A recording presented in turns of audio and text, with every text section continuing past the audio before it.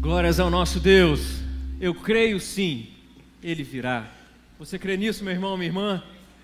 Muito em breve nós iremos encontrar pessoalmente com Cristo Jesus. Será um encontro maravilhoso, um encontro nos ares em que Cristo Jesus voltará para buscar a sua igreja, a sua noiva. Louvado seja o nome do Senhor, amém?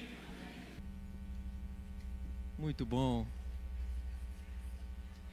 Meus irmãos, hoje, mês de maio, um mês direcionado dentro da Igreja Presbiteriana do Brasil às famílias.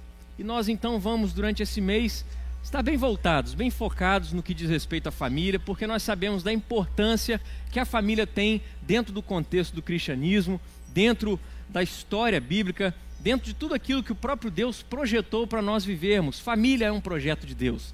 Família é algo abençoado pelo Senhor Deus. E já há algumas semanas nós temos buscado uma forma de trazer um tema de maneira a abençoar a vida da igreja, de acordo com essa ideia, com essa temática de família.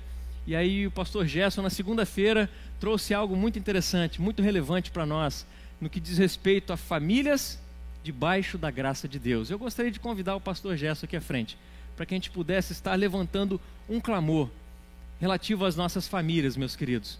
Se for possível projetar aí, já começar a projetar no que diz respeito à nossa série de mensagens, ela terá esse tema, famílias debaixo da graça de Deus. E meus irmãos, a gente sabe que o inimigo das nossas almas, ele não para em serviço. O tempo todo ele quer minar no nosso coração, na nossa vida, dentro do nosso lar, algo que nos afaste do Senhor Deus, e no momento em que nos afasta do Senhor Deus, vai nos afastando também dos nossos familiares. Marido perde aquela convivência com a esposa com o marido, os pais com os filhos. E quando você de repente menos percebe, a coisa já foi por ladeira abaixo. Porque o diabo não para. Os planos dele estão em ação. Mas o nosso Deus é muito maior, muito mais poderoso. E nós precisamos cada vez mais nos abrigar nele, confiar nele e estar debaixo dos seus cuidados, da sua graça. Por isso que esse tema vem a calhar em nossas vidas, famílias debaixo da graça. Eu convido você a se colocar de pé nesse momento. Mais uma vez, crendo, confiando no Senhor Deus, que Ele pode abençoar a sua casa, o seu lar, o seu casamento, os seus filhos, a sua família de uma forma geral. Nós vamos levantar esse clamor. O pastor Gerson vai estar nos dirigindo nessa oração, que você possa se consagrar ao Senhor Deus, consagrar a sua vida pessoal, a sua família. Vamos juntos interceder, vamos juntos clamar ao Senhor em nome de Jesus. Amém. Queria pedir para o pessoal se movimentar na igreja. Queria que você ficasse próximo do seu familiar. Amém. A turma que está lá na galeria, busca seu pai, sua mãe, sua família. Vamos nos movimentar, dê a mão para orarmos ao Senhor nesse primeiro dia do mês de maio, mês da família. Vamos clamar ao Senhor por uma visitação especial nos nossos lares, no meio das nossas famílias. Se você não tem um familiar seu ao seu lado, junte com alguém que está também sem um familiar e peça ao Senhor para que venha visitar a sua casa. Queria pedir minha esposa para vir aqui.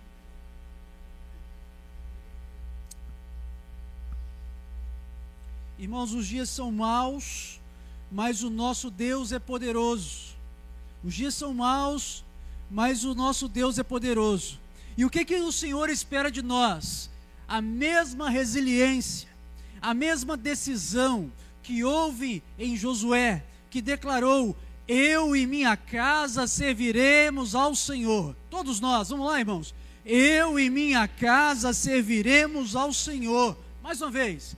Eu e minha casa serviremos ao Senhor. Vamos orar. Ó Deus Santo, na Tua presença nós nos colocamos nessa noite.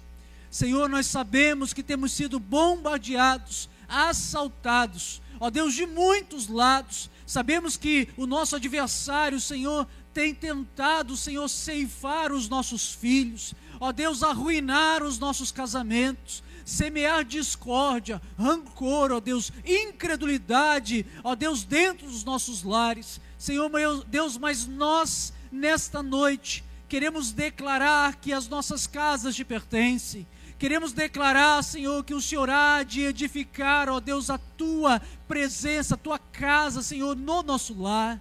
Senhor, queremos declarar, Senhor, que o Senhor edificará a cidade, que o Senhor edificará a casa, que o Senhor guardará a cidade, Senhor, ó Deus, e não trabalharemos em vão. Senhor, que o Senhor nos poupe de ver os nossos filhos se desviando, que o Senhor nos poupe, Senhor, de vermos a gente mesmo envergonhando o Teu santo nome. Pai, em nome de Jesus, ó Deus, derrama a Tua graça e o Teu poder sobre os homens aqui presentes. Senhor, que eles possam ser sacerdotes, que eles possam ser vigilantes, Senhor, que eles possam ser homens que são autoridade do Senhor nos seus lares, não como déspotas, Senhor, mas como representantes de Cristo, Senhor, nos seus lares. Levanta, Senhor, mulheres santas, piedosas, com muita oração, mulheres, ó Deus, que em submissão, Senhor, servirão ao Senhor com alegria. Levante, Senhor, jovens, crianças, adolescentes, tementes ao Senhor, que conheçam as Sagradas Escrituras.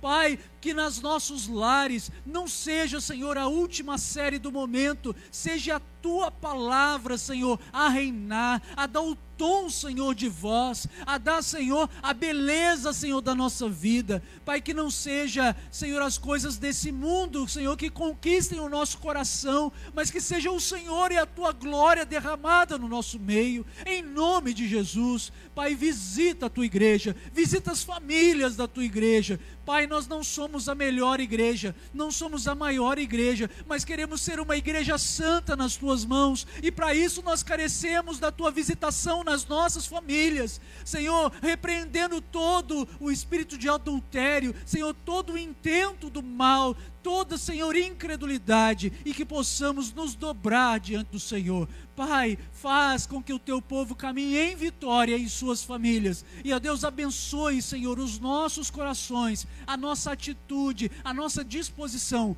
para que possamos gozar de um mês de vitórias, ó Deus, para a glória de Jesus, em nome de Jesus, amém, amém. Deus abençoe, meu irmão, Deus abençoe as nossas famílias, em nome de Jesus. Obrigado, Hebe. Louvado seja o nosso Deus. Eu convido você a abrir sua Bíblia na carta de Paulo aos Colossenses, Colossenses capítulo 3, versículo de 15 a 17. O texto também será projetado, se facilitar para você a leitura. Colossenses capítulo 3, versículos de 15 a 17. A palavra do nosso Deus nos ensina, dizendo que a paz de Cristo seja o árbitro no coração de vocês, pois foi para essa paz que vocês foram chamados em um só corpo, e sejam agradecidos. Que a palavra de Cristo habite ricamente em vocês. Instruam e aconselhem-se mutuamente em toda a sabedoria, louvando a Deus com salmos, hinos e cânticos espirituais, com gratidão no coração. E tudo o que fizerem, seja em palavra, seja em ação, façam em nome do Senhor Jesus, dando por Ele graças a Deus Pai. Que o Senhor Deus possa fazer frutificar essa palavra nas nossas vidas, nos nossos corações, em nome de Jesus. Amém? Eu quero fazer uma pergunta para você, meu irmão, minha irmã. O estilo de vida que você tem tido ao longo da sua vida, na sua trajetória, quando está fora desse ambiente, será que tem sido o mesmo estilo de vida que você tem vivido aqui, restrito a essas quatro paredes, numa programação de uma igreja? Será que o seu estilo de vida lá fora tem se adequado ao estilo de vida que nós temos aprendido domingo após domingo, estudo bíblico após estudo bíblico, a partir dos ensinamentos da palavra de Deus? Por que eu pergunto isso para você? Para que a gente possa refletir de fato se nós estamos andando conforme a palavra do nosso Deus, se nós estamos andando de fato em obediência ao Senhor Jesus. Com certeza você já ouviu aquela ilustração bem prática, bem simples, em que uma criança aborda o pastor lá na porta da igreja, aquele momento que a gente sempre faz aqui também, né? Os pastores lá na porta, cumprimentando as pessoas ao final de um culto, e de repente a criança chega com seus pais e diz: pastor, será que é possível a gente morar aqui na igreja? Já ouviu essa ilustração? Será que é possível a gente morar aqui na igreja? O pastor, assustado, falou: mas meu filho, por que você quer morar aqui na igreja? O pastor sabia que aquela família tinha uma boa casa, uma boa residência, num bairro bom. Por que essa criança quer morar dentro da igreja? E aquela criança diz o seguinte: pastor, é porque aqui na igreja meus pais se dão tão bem. Meu pai não briga com a minha mãe não xinga o meu pai, aqui na igreja parece que está tudo certinho, eu quero morar aqui por causa disso. Por isso vale a pena a gente refletir, meus queridos, acerca da nossa vida. Será que nós temos usado uma máscara? Será que a gente tem se fantasiado de crente para viver essa realidade do cristianismo apenas aqui? Nessa comunhão com os irmãos, nesse ambiente? E quando a gente vai lá para fora? Quando estamos no nosso trabalho, na faculdade, quando estamos andando pela rua, quando estamos com os nossos amigos, como tem sido a nossa vida, meu irmão, minha irmã? Porque nesses 3 versículos que lemos, Paulo ele está tratando de alguns princípios gerais no que diz respeito àquilo que ele começou a tratar a partir do versículo 5. Colossenses, a partir do versículo 5 até o 14, ele começa a exortar a cada cristão, desde os Colossenses até a cada um de nós aqui, exortar no que diz respeito a gente fazer morrer o pecado que há em nós. A gente matar o pecado, a gente morrer para uma vida terrena, e para isso é preciso a gente tirar as nossas vestes sujas pelo pecado e nos revestir a cada dia mais da nossa nova natureza que temos em Cristo Jesus. Uma natureza agora que trilha o caminho da obediência, rumo a uma vida de santidade, porque agora a nossa identidade está em Cristo Jesus. Como nós vimos na quarta-feira passada, nós estamos escondidos em Jesus. Ele faz sombra nas nossas vidas aqui, a gente está atrás de Cristo Jesus, a nossa identidade é a dele agora.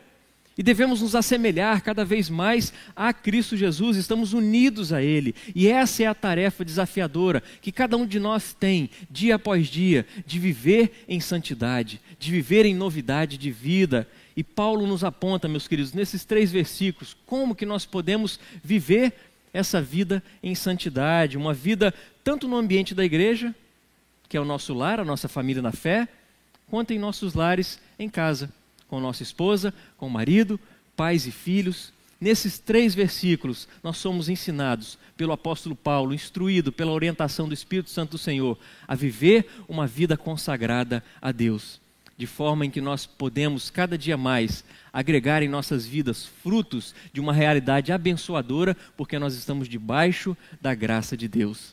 Famílias debaixo da graça de Deus. Essa realidade que nós precisamos viver. Essa realidade que nós precisamos cultivar dia após dia. Eu sei que muitos dos irmãos aqui sabem que eu gosto muito de andar de bicicleta, né? Gosto de pedalar, gosto de tirar foto nos lugares que eu vou. Talvez alguns falem, o pastor gosta mais é de cair de bicicleta, né? Mas não é a verdade não. Cair faz parte do percurso. Mas o fato é que além de andar de bicicleta, além de pedalar, eu gosto muito também de consertar a bicicleta. Eu tenho essa curiosidade, eu gosto de mexer, acertar o câmbio, de repente trocar ali uma coroa, o cassete de trás ali, alinhar as rodas. Mas existem muitas coisas que na bicicleta que eu preciso fazer, que eu não tenho as ferramentas necessárias. E eu preciso ir para uma oficina. Eu preciso recorrer a quem tem o conhecimento e a quem tem as ferramentas próprias para mexer naquilo. E quando nós olhamos para esse texto, meus queridos, para a realidade de uma vida cristã, a gente não pode usar das seguintes desculpas: eu gostaria muito de ser fiel a Deus. Eu gostaria muito de obedecer a Cristo Jesus, mas eu não tenho as ferramentas necessárias para isso. E quando nós olhamos para esses 3 versículos, meus queridos, o apóstolo Paulo, ele exatamente nos traz as ferramentas que nós precisamos. As ferramentas que agora nós temos em mãos para poder obedecer a Cristo Jesus. Ferramentas que vão nos auxiliar a cada dia mais a viver em santidade, em novidade de vida. E esses 3 versículos que serão a base da nossa reflexão de hoje, Paulo vai fornecer essas ferramentas exatamente para que a gente possa enxergar como que as nossas vidas têm sido vividas, de acordo com a vontade de Deus ou fora da vontade do Senhor Deus. E eu quero chamar a sua atenção para a simples estruturação que Paulo faz nesses versículos. Porque olha só, algo muito interessante acontece aqui, porque em cada um desses versículos nós somos exortados a colocar algo em prática, nós somos exortados a fazer algo. Ao mesmo tempo que nesses 3 versículos também, a pessoa de Cristo Jesus é mencionada. Em cada um desses 3 versículos. E também em cada um desses 3 versículos, meus queridos, nós somos chamados a agradecer. E dentro dessa estrutura toda, nós vamos observar que tópico a tópico, no versículo 15, o foco de Paulo está na unidade da igreja. Unidade da igreja que, como nós vamos refletir acerca de família, abraçamos a identidade de sermos uma só família, a família da fé, mas isso também extrapola os limites aqui da igreja. Porque precisamos perceber e viver a realidade de uma unidade no nosso lar, na nossa casa, na nossa família, e para que haja essa unidade. O versículo 15 deixou muito bem claro que nós precisamos da paz de Cristo, como ferramenta pela qual nós preservamos essa unidade. E aí nós vamos ver que o ponto 2, o foco de Paulo, no versículo 16, está no discipulado.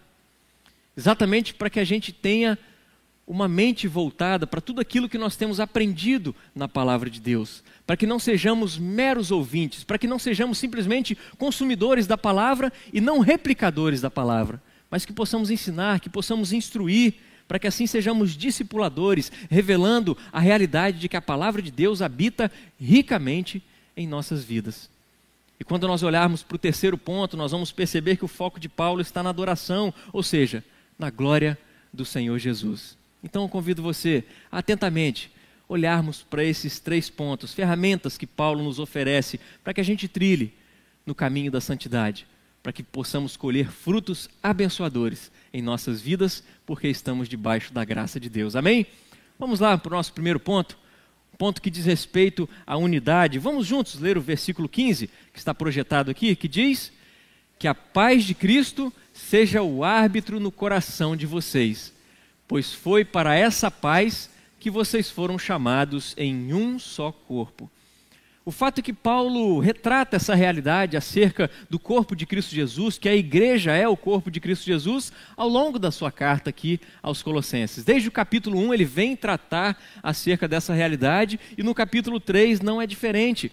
Nos versículos 12 a 14 ele está exortando a igreja a viver uma vida de mansidão, a viver uma vida de humildade, de paciência, uma vida de perdão, e ele traz um termo muito interessante, que isso tem que ser feito uns aos outros. Ou seja, existe a mutualidade. Essas coisas acontecem não apenas no sentido básico da troca, mas enquanto eu perdoo, eu também sou perdoado. Enquanto eu pratico a mansidão, outros também são mansos para comigo. Enquanto eu sou paciente, a paciência é exercida no meio do povo de Deus. Isso também trazido para o nosso ambiente de casa, para o nosso lar, para a nossa família, meus queridos irmãos. Porque a preocupação de Paulo com a unidade da igreja, ela vem exatamente em resposta a todos os ataques que a igreja estava sofrendo, visando promover a divisão, visando promover a quebra de um relacionamento não apenas entre pessoas, mas o maior relacionamento que nós podemos cultivar, que é com o nosso Deus, com a pessoa de Cristo Jesus. A igreja estava sendo atacada e hoje não é diferente. Nós temos sido atacados dia após dia, o tempo todo, a nos afastar do Senhor Jesus. Nós oramos em favor disso. O diabo, com seus planos meticulosos, ele quer sim nos afastar da presença do Senhor Deus para destruir as nossas casas, os nossos lares, a nossa família. Por isso nós precisamos prestar atenção naquilo que a palavra de Deus tem a nos ensinar, porque Paulo direciona a igreja ao viver em santidade. E santidade não é algo que cultivamos simplesmente na nossa particularidade, mas é algo que praticamos no meio da igreja. É algo que praticamos no nosso lar, com a família da fé e com a nossa família em casa. Precisamos cultivar a santidade, porque é um projeto comunitário, é algo que nós buscamos juntos, meus irmãos. Por isso que Paulo retrata a mutualidade, o uns aos outros.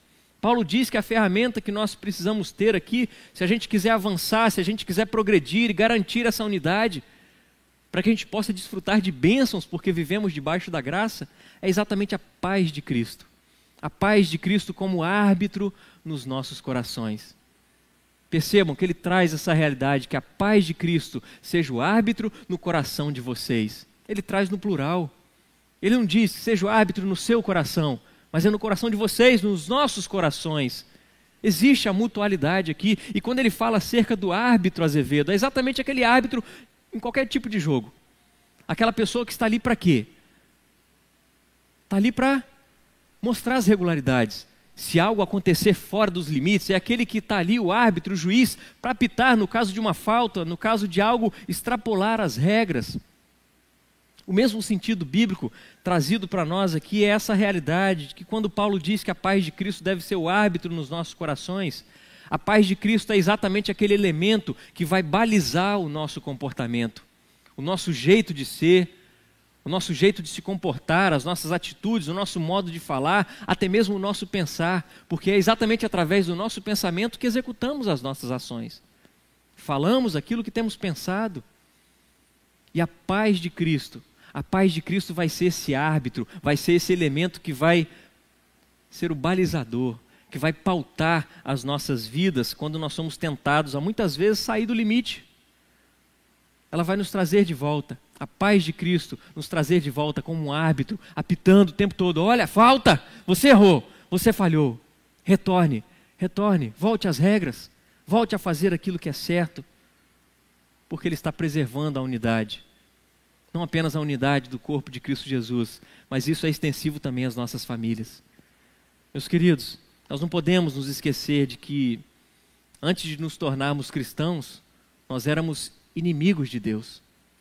Nós estávamos completamente afastados de Deus, mas por causa da obra perfeita de Cristo Jesus, o fato dele ter vindo a esse mundo, como homem, em figura humana, em carne e osso, viver uma vida perfeita no nosso lugar, assumir a nossa culpa, assumir o nosso pecado na cruz do Calvário, morrer por cada um de nós, por causa dessa obra redentora, desse grande plano de salvação de Deus em Cristo Jesus, nós fomos reconciliados com Deus em Jesus, e a paz de Cristo Jesus vai nos mostrar exatamente essa realidade. Quando nós queremos viver fora dos limites, quando nós queremos viver fora das regras, a paz de Cristo vem e nos faz lembrar de quem somos em Cristo Jesus, para que assim nós tenhamos paz, para que assim nós venhamos buscar a paz, essa paz de Deus, a paz que, como a própria palavra de Deus declara, uma paz que excede todo entendimento.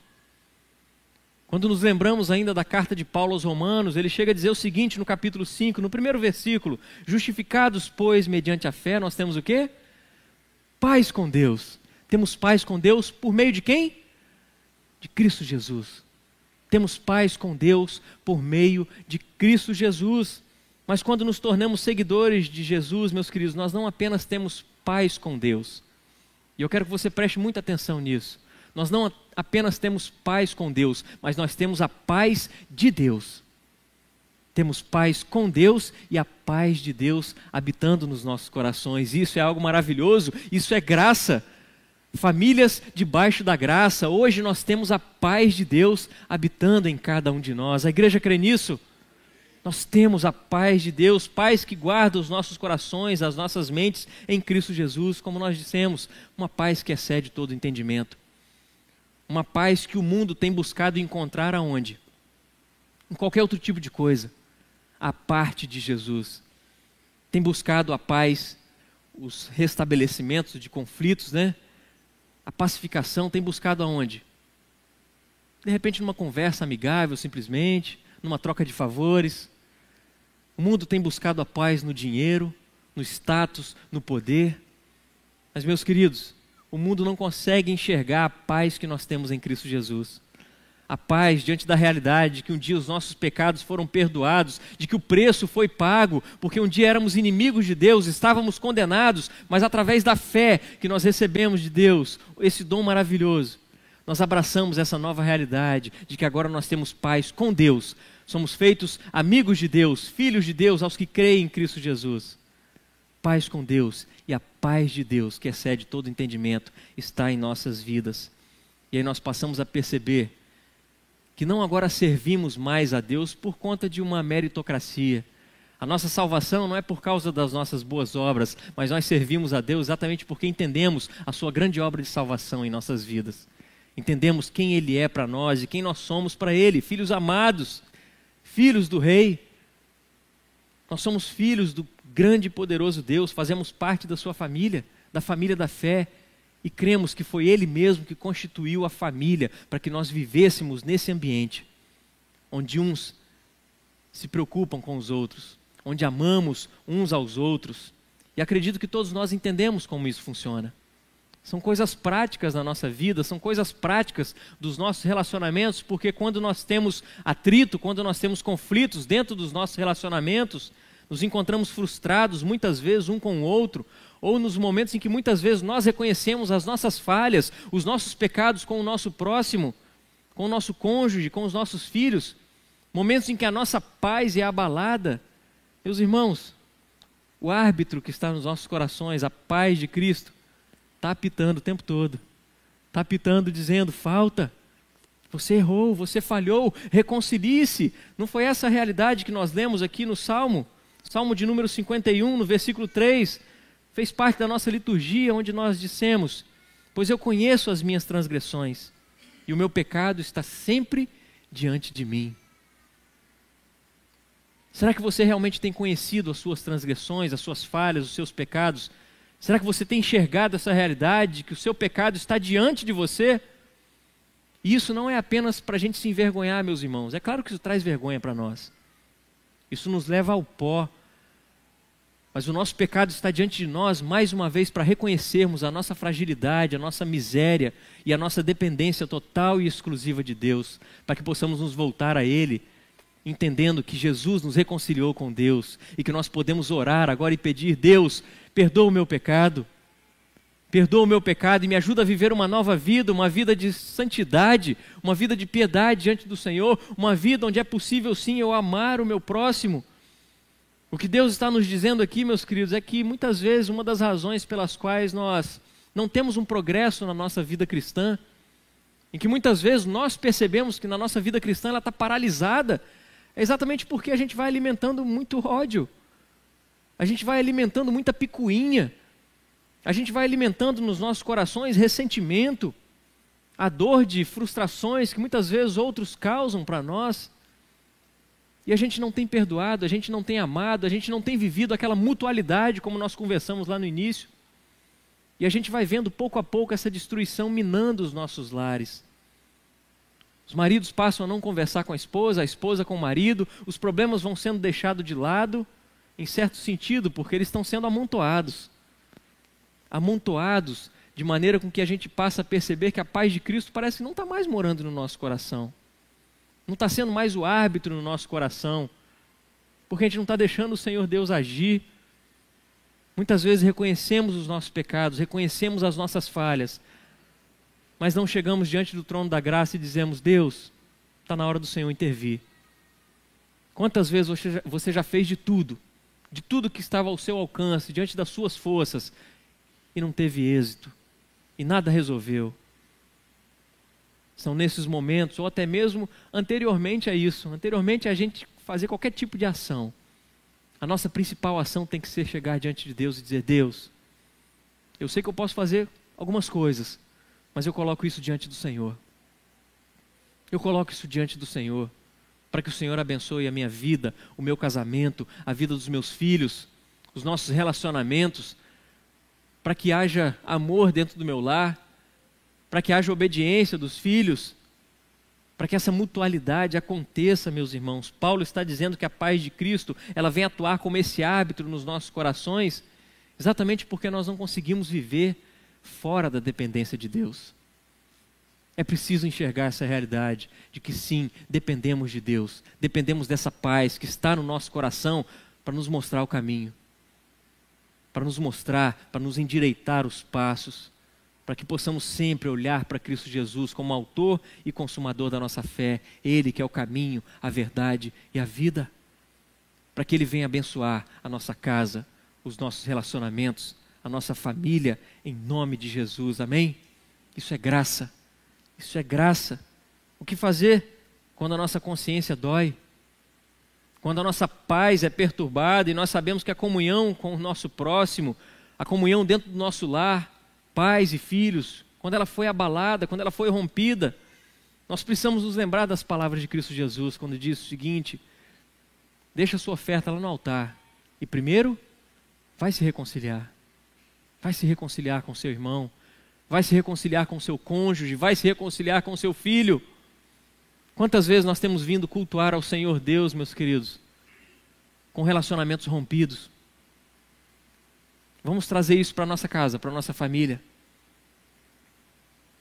Quantos maridos muitas vezes deixam de falar com sua esposa, a esposa com os maridos, filhos desobedientes aos pais, e aí vem a turma toda para a igreja, vamos lá, e cada um cultua ao Senhor da sua maneira, sem observar essa realidade de que antes de cultuarmos ao Senhor Deus, a gente precisa se reconciliar.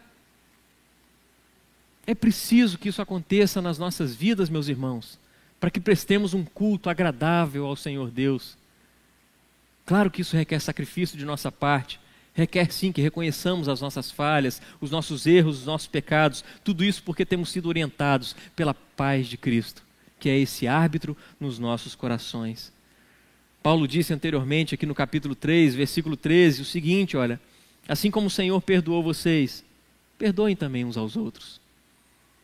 Por isso, meus irmãos, que haja perdão no seu lar, que haja perdão, que haja mais amor dentro da sua casa e que você cultive isso dia após dia para que os relacionamentos sejam consertados debaixo da graça do Senhor Deus e que assim os seus relacionamentos familiares possam caminhar em unidade. O foco de Paulo é a unidade do corpo de Cristo e, é claro, a unidade da família, a unidade do lar conjugal, unidade entre pais e filhos. A paz de Cristo é esse árbitro que trabalha nos nossos corações como sendo até mesmo um dom de Cristo Jesus que age de maneira a preservar essa unidade, que possamos enxergar essa realidade da paz de Cristo em nossos corações, em nome de Jesus, amém? Mas não é apenas a paz de Cristo que Paulo diz que nós precisamos ter. Nós precisamos aqui, de acordo com o versículo 16, precisamos da palavra de Cristo, porque ela é necessária para o discipulado. Vamos ler juntos o versículo 16, que diz que a palavra de Cristo habite ricamente em vocês. Instruam e aconselhem-se mutuamente em toda sabedoria, louvando a Deus com salmos, hinos e cânticos espirituais, com gratidão no coração. Percebam que o direcionamento de Paulo aqui é muito prático, é muito simples, porque para a gente progredir na nossa vida cristã, para progredirmos em obediência, rumo à santidade, para que possamos enxergar os frutos abençoadores de vivermos debaixo da graça, meus queridos, nós precisamos abraçar a palavra de Deus, abraçar a palavra de Cristo Jesus, a Bíblia Sagrada, que pode ser considerada como uma chave de Deus para o nosso crescimento. Porque se a gente negligencia a palavra de Deus, a gente está negligenciando a nossa própria vida. Estamos negligenciando a nós mesmos. E para que a palavra de Deus habite ricamente em nós, meus queridos, Paulo nos orienta a ir além do superficial. A gente tem que estudá-la a fundo. A gente tem que buscar conhecer mais e mais a palavra de Deus para que ela penetre os nossos corações, é mergulhar nos ensinos das Sagradas Escrituras, de modo que a Bíblia precisa fazer parte da nossa vida, precisa fazer parte de quem nós somos. As verdades que nós aprendemos na palavra de Deus precisam sim ser colocadas em prática por cada um de nós. Por isso que Paulo diz que nós precisamos ser muito mais do que consumidores da palavra de Deus. A gente tem que replicar a palavra de Deus. A gente tem que comunicar a palavra de Deus. E como ele fala isso no versículo 16? Instruam e aconselhem-se mutuamente em toda sabedoria. Não é à toa que o próprio Jesus instruiu aos seus discípulos, lá em Mateus 28, a partir do versículo 18, quando ele diz: toda autoridade me foi dada no céu e na terra, portanto, vão, ide, façam discípulos de todas as nações, batizando-os em nome do Pai, do Filho, do Espírito Santo, ensinando a guardar tudo aquilo que eu vos tenho ordenado. E eis que estou convosco todos os dias até a consumação dos séculos. Percebam que o ensinar faz parte de todo discípulo de Cristo Jesus. Todos nós devemos estar aptos a ensinar, a instruir, a exortar, a falar acerca da palavra de Deus, a aconselhar com toda a sabedoria, como Paulo orienta a cada um de nós. Instruir, orientar, aconselhar, também tem um sentido de admoestar, de advertir, de exortar. Ou seja, meus irmãos, não devemos ser apenas consumidores, ouvintes da palavra de Deus, de domingo a domingo, a cada estudo bíblico, mas nós precisamos proclamar a palavra de Deus ao longo da semana. E isso a começar dentro do nosso lar, na nossa casa. A gente precisa viver essa realidade de que se consumimos a palavra de Deus, aquilo é para que a gente possa colocar em prática, para que a gente possa começar a viver isso dentro da nossa casa, dentro do nosso lar, com a nossa família, porque nós estamos completamente envolvidos, nós somos um só.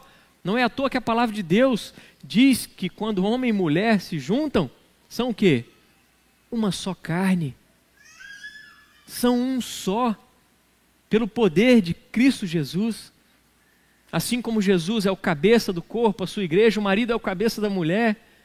Mais uma vez trazendo essa realidade de que eles são um só e que a realidade de uma vida em santidade tem que ser vivida em comum no lar.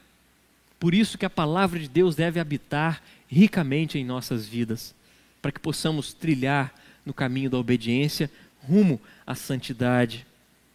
A palavra de Deus precisa habitar ricamente em nós, de maneira com que ela crie raízes profundas no nosso coração e a gente anseie e a gente almeje cada vez mais aprender da palavra de Deus para colocar em prática nas nossas vidas. Nós nos alimentamos da palavra de Deus e ministramos então essa palavra na vida de alguém, de maneira a abençoar a vida dessa pessoa. E como nós estamos falando de família, absorvemos a palavra de Deus e a aplicamos em prática no nosso lar. Comunicamos essa palavra à nossa esposa, marido, aos filhos, os filhos aos pais. Pais, acreditem nisso, os nossos filhos também nos ensinam. Nos ensinam muito. É possível sim aprender com os nossos filhos. Lembra daquele momento que de repente você falhou com o seu filho lembrou, papai, não é assim que Jesus falou não. De repente isso já aconteceu com você.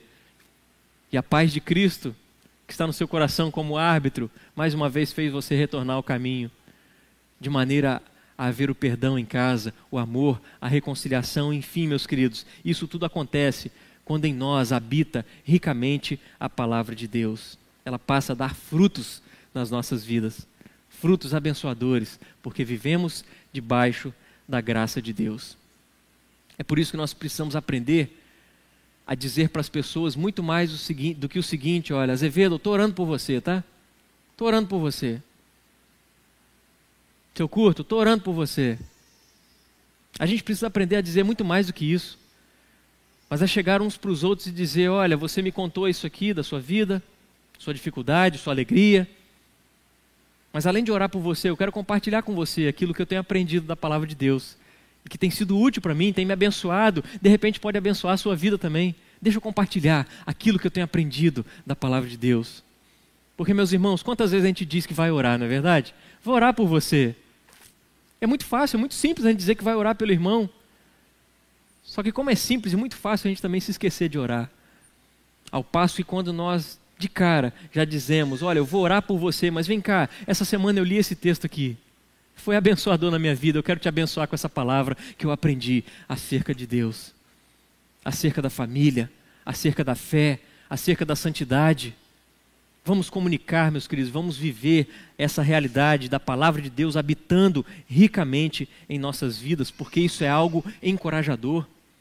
Por isso que Paulo diz, olha, instruam e aconselhem-se mutuamente. E qual que é o contexto que Paulo se utiliza para trazer essa realidade para a vida da igreja, lá de Colossos e para a nossa vida também? Olha que interessante: instruam e aconselhem-se mutuamente em toda sabedoria, louvando a Deus com salmos, hinos e cânticos espirituais, com gratidão no coração.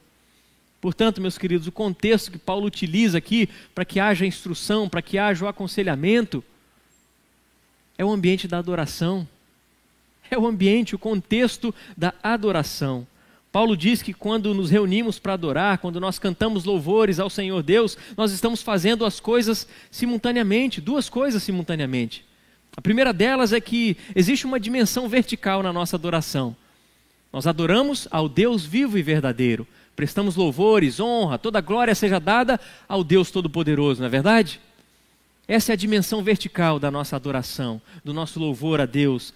Mas nós podemos perceber que, em segundo lugar, também Paulo diz que enquanto nós cantamos louvores a Deus, enquanto honramos, enquanto glorificamos o nome do nosso Deus, existe também uma dimensão horizontal na nossa adoração. Porque nós estamos ensinando, nós estamos instruindo, nós estamos aconselhando uns aos outros enquanto nós cantamos. Sejam salmos, hinos, cânticos espirituais. Basta você puxar na sua memória tudo aquilo que a gente já cantou até agora aqui. Vamos focar apenas nessa noite.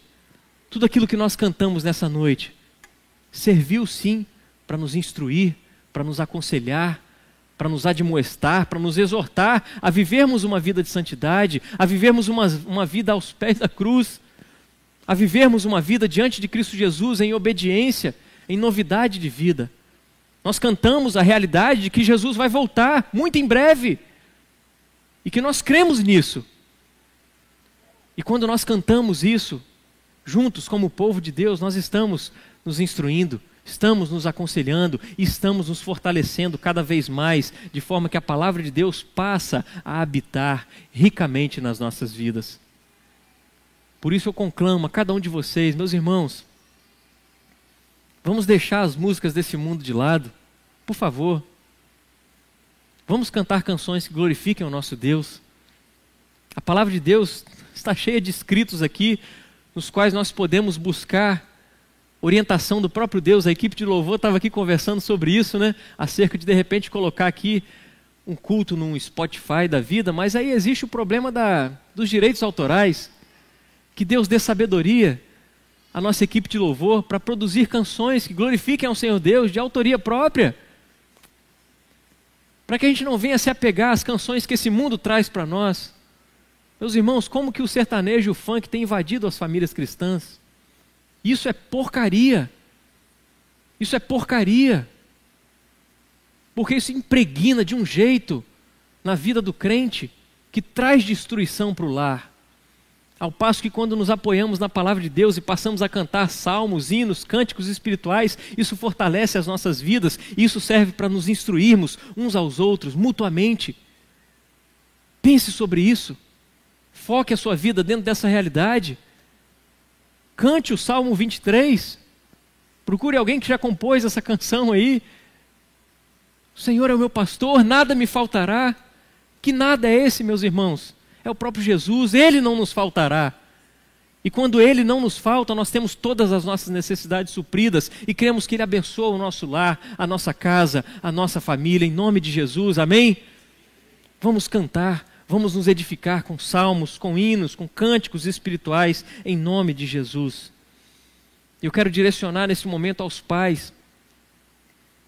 Pais, quando vocês estão aqui na igreja, será que no momento em que a igreja toda está cultuando ao Senhor Deus, louvando ao Senhor Deus, será que vocês têm ficado com seus lábios fechados?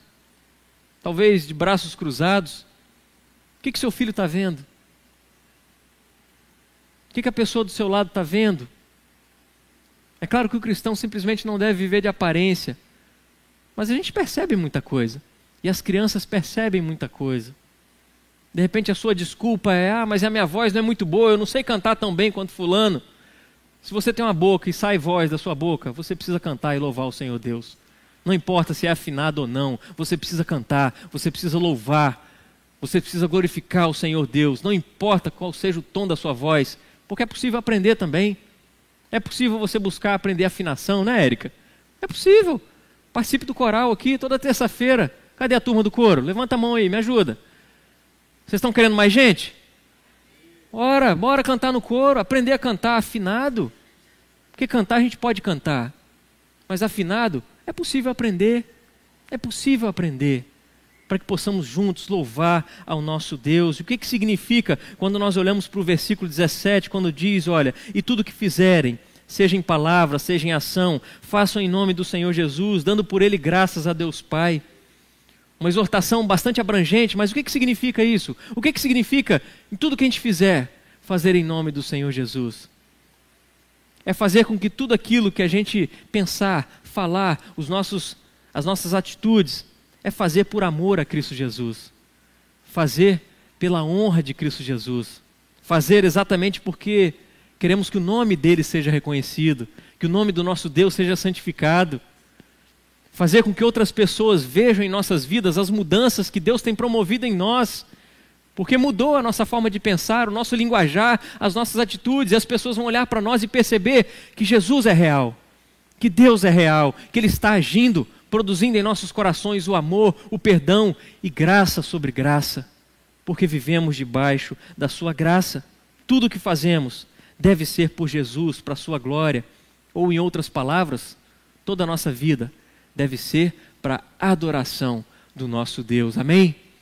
Toda a nossa vida deve ser para a adoração do nosso Deus. Paulo destaca essa realidade quando escreve aos Romanos, no capítulo 12, versículo 1, ele diz o seguinte: portanto, irmãos, pelas misericórdias de Deus, eu peço que ofereçam seu corpo como sacrifício vivo, santo e agradável a Deus. Esse é o culto racional de vocês. Ou seja, toda a nossa vida tem uma única e exclusiva finalidade: a glória do nosso Deus, a adoração do nosso Deus. Paulo quer que o nome de Jesus seja uma realidade tão presente, tão urgente na vida do crente, no nosso pensamento, que em todas as circunstâncias a gente tem que se perguntar: Será que eu vou glorificar o nome de Deus se eu entrar nessa conversa aqui? Esse assunto que está sendo tratado aqui, como é que eu posso glorificar o nome de Deus nisso? Como que eu posso fazer o nome do meu Deus ser conhecido dentro daquela rodinha de conversa, naquele lugar que eu vou? O nome de Deus pode ser glorificado ali? Aquele programa de TV que eu quero assistir com a minha família, será que vai trazer glórias ao nome de Deus? Aquela canção que a gente está ouvindo no carro, será que glorifica o meu Deus? Porque, meus irmãos, a gente tem caído muitas vezes numa onda do não tem nada a ver, que a gente vai emergindo dentro de uma realidade onde muitas vezes o mundo olha para nós e pensa o seguinte: eles fazem tudo igual a gente, não tem diferença nenhuma. Que diferença esse Deus faz? Que diferença esse Jesus faz? É por isso que eu apelo mais uma vez, vamos cantar canções que glorifiquem ao Senhor Deus. Vamos buscar em nossas atitudes fazer aquilo que glorifica ao Senhor Deus. Em nossas conversas, não vamos perder o rumo delas, mas vamos glorificar ao Senhor Deus, que isso comece dentro do nosso lar, dentro da nossa casa, para que todo o corpo de Cristo Jesus seja edificado e assim possamos manter, preservar essa unidade, para que a palavra de Deus habite ricamente em nós e que isso produza louvor, adoração ao nosso Deus, para a honra e para a glória de Cristo Jesus. Concluindo, meus queridos, como nós vimos desde o início, dentro de toda essa estruturação desses 3 versículos, existe algo a ser feito por cada um de nós. Existe algo a ser feito. Dentro desses 3 versículos também o nome de Cristo Jesus é dito de forma tão clara, tão precisa, ao mesmo tempo que também cada um desses versículos a gratidão prevalece. E gratidão é algo que cada um de nós precisa cultivar em nossas vidas, nos nossos corações. Quando olhamos acerca da unidade que Paulo tratou no versículo 15, nós devemos ser gratos porque a paz de Cristo tem nos mantido unidos. Como árbitro no nosso coração, ela mantém essa unidade no corpo de Cristo e no nosso lar, na nossa família. Por isso, se apoie em Cristo Jesus e que a paz dele continue sendo árbitro no seu coração, para que você tenha uma família unida em nome de Cristo Jesus. Nós devemos ser gratos ainda quando olhamos para o versículo 16, para a realidade do discipulado. Precisamos ser gratos porque a palavra de Deus habita ricamente em nós e nós podemos sim nos instruir, aconselhar uns aos outros. É o caminho do discipulado. E por fim, no versículo 17, acerca da adoração, nós devemos dar graças porque tudo que temos, tudo que somos, deve ser para a honra, para a glória e para o louvor do nosso Deus. A igreja crê nisso? Amém. Eu não sei quanto a você, mas existem momentos em que eu tenho certa dificuldade em ser grato. Como muitas vezes é difícil cultivar isso no meu coração. De repente você também tem essa dificuldade. Ou talvez você seja tão fácil, tão simples em agradecer, mas não importa como é que está a sua vida hoje. Eu gostaria de te convidar a se colocar de pé, para que a gente busque nesse momento agora gratidão diante de Deus. Gratidão porque sem essa obra de salvação dele nas nossas vidas, a gente não teria unidade no corpo. A gente não poderia buscar uma unidade na nossa família. Nós precisamos agradecer porque sem a ação poderosa de Deus em nossas vidas, a gente não poderia se instruir, se aconselhar, porque a gente só ia falar bobeira. A gente só ia falar coisa que desceríamos de ladeira abaixo. Mas ao nos instruirmos, ao nos aconselharmos baseados na palavra de Deus, a gente pode ser edificado porque vivemos debaixo da graça. Essa graça que nos deu paz, a paz de Cristo, que é o árbitro nos nossos corações. Essa paz que nos instrui a viver no caminho do discipulado, em busca da santidade. Essa paz que nos leva à adoração a Deus, a Cristo Jesus. Que seja esse o caminho que trilhamos no nosso dia a dia, porque estamos debaixo da graça. Feche os seus olhos, vamos orar. Pai querido, mais uma vez, agradecemos e louvamos ao Senhor por tudo aquilo que desfrutamos nessa noite. Desfrutamos mais uma vez o conhecimento acerca da Tua Palavra, a instrução que obtivemos através do Teu Santo Espírito, comunicando realidades espirituais ao nosso coração. Pai querido, nós queremos absorver mais e mais do Senhor. Por isso que tenhamos afinidade com a Tua Palavra. Que o Senhor continue nos instruindo, que o Teu Santo Espírito continue trabalhando em nossos corações, que a paz do Senhor Deus continue sendo árbitro nas nossas vidas, para que possamos caminhar em santidade, em obediência ao Senhor. Que ao fazermos isso, Deus, possamos caminhar em nossas famílias, Deus, nos preocupando com o crescimento espiritual da nossa esposa, do marido, dos filhos, que possamos juntos, Deus, crescer em fé, essa fé que é um dom do Senhor Deus nas nossas vidas, que possamos cultivar isso no nosso lar, de maneira a abençoarmos uns aos outros, e que a partir do nosso lar, toda a igreja do Senhor seja abençoada, que a partir do nosso lar, até mesmo aqueles que são ímpios, aqueles que não creem no Senhor Jesus, possam ser tocados pela mensagem do Teu Evangelho e abraçados através da Tua graça, Deus. Que isso comece através do nosso lar, da nossa família, em nome de Jesus.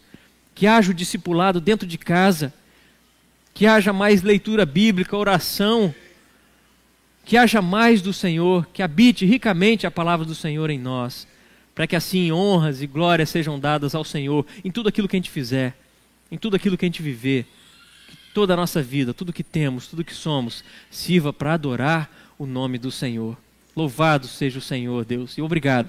Obrigado mais uma vez por esse momento na Tua presença, junto com o Teu povo, e que o Senhor continue a nos abençoar, como uma só família, porque nós dependemos de Ti e estamos debaixo da Tua graça. Assim nós oramos, em nome de Jesus. Amém e amém. Podemos assentar, meus queridos?